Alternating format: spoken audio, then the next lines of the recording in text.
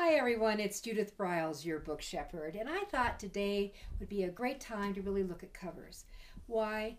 Because covers say, pick me up, look me over. Your cover is the grabber. You've got about 7 seconds to get the attention of the buyer. So I'm going to go through a few of the covers of my own books, and I'm going to show you the good and the bad. And I'm going to show you a few of the clients that I've worked with. But let's start with this little book called Stop Stabbing Yourself in the Back.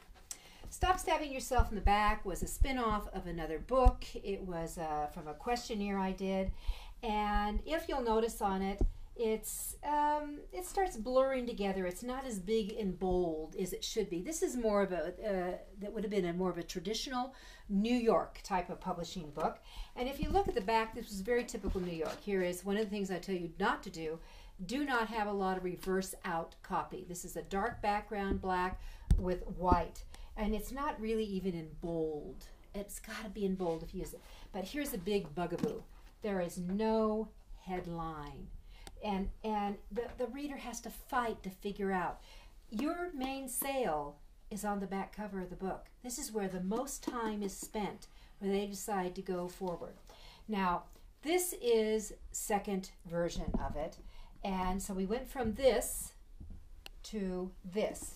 Can you see the difference? A little bit bolder, the one on my area, a little bit bolder that we have on here. We have a bolding. And you have, my name is placed a little bit different, but stop stabbing yourself in the back. And here's what people would do. They would come up and they'd point. That's me. I didn't have to talk about it. They just bought the book. Now, notice the cover. This is the before, the back cover. This is the before, and this is after. Can you notice the huge difference? We have a huge, bold headline. Stop. Don't let self-sabotage diminish, destroy, or delete your career and personal life again. See, I'm talking to them already. The size of look at the size of the font. So much bigger, so much better. As soon as this left this format to this format, sales skyrocketed with it. All right, I'm going to pick on myself a little bit more. Here's another book. That was this Zapping Conflict in the Healthcare Workplace. It did very well. It was a book of the month for the Nurses Book Club. And it's a deep purple with lemon yellow. That's okay. Lightning bolt coming down. On the back cover, we have the lightning bolt thing. But you see, big mistake most people with cover design do is they repeat the cover of the title of the book. You don't need to do it. You don't need to do it. You can do it in the body of it. And again, you've got bullets in there, but they're harder to read. Now, let's do the switch over. Here is the before, and here was then the second edition came in a little bit more contemporary, a little bit more sophisticated in the muting and how it was designed.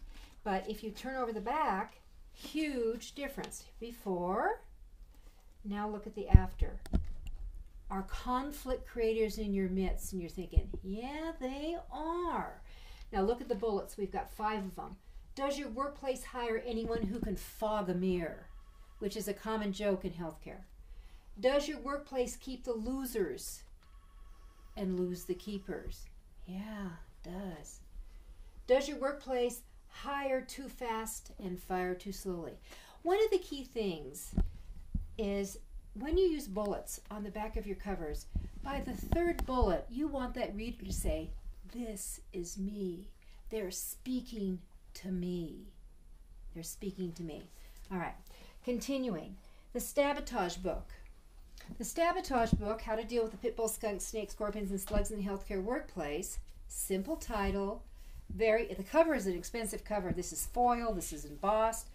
On the back, are saboteurs in your midst? Big question. Headline. Think of a newspaper.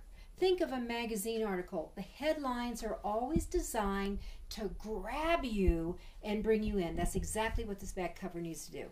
All right. Are there bullies in your workplace? Yes, there are. Do you have to deal with pit bulls with lipstick? Well, yes, I do if I'm a nurse. Or has anyone intentionally undermined you? Does your workplace keep the disruptors? And have you ever thought about quitting? This book has sold so many copies just on the bullets. And then this is what people do. They picked it up because the cover attracted them, the title attracted them. They turned it over. 20 to 30 seconds was spent here.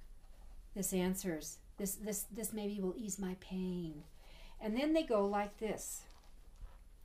Is it all text? Are there call-outs? Is there white space in here? Can I read it with ease?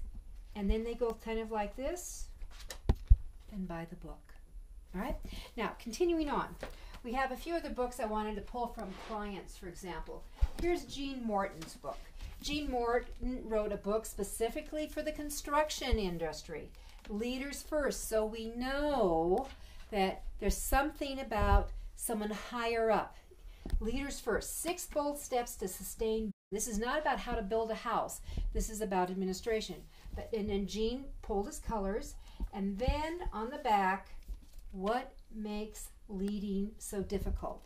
And he has several key points in here that for his audience, they will connect with him.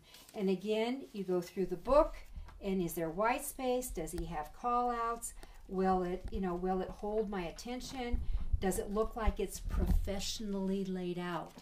Always critical in the area of that.